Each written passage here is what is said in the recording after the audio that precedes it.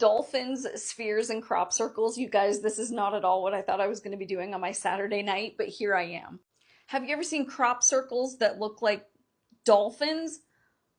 Before we go any further, I just have to bring up how weird it is that we're not allowed to communicate with dolphins. Just real quick, for those of you who may not have ever heard that it's illegal to try to communicate with dolphins, it is. And this falls under the Marine Mammal Protection Act. So here I am on a Saturday reading about crop circles, like one does. So for this story, we're going to travel across the pond to Butley Wooten. Now, apparently in the 90s, crop circles just started popping up all over the place in England.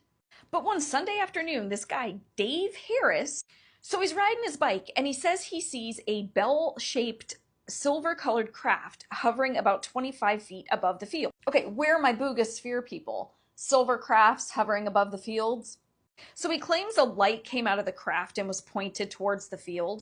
Then the mysterious craft disappeared with fast, abrupt maneuvers and a buzzing noise. Went back, told his friends, and when they came back, they saw the corn laid down in a spiral. Now, apparently this was just the beginning. These ones that they nicknamed insectograms because they thought they kind of looked like insects, and even more ended up popping up by Stonehenge. And they began to think that these were almost funny and bizarre, looking like insects. The next ones that they said resembled dumbbells started to pop up.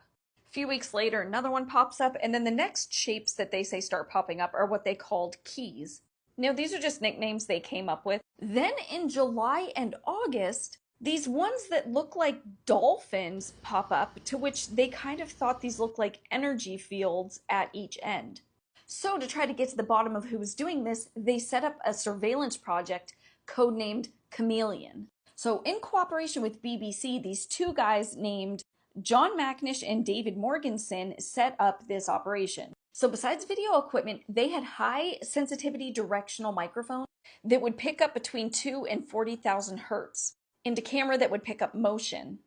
So on the night of June 27th into the 28th at 3 a.m., a thick fog started to come in. They kept everything running, and when the fog cleared, guess what? A dumbbell-shaped formation lay in front of them.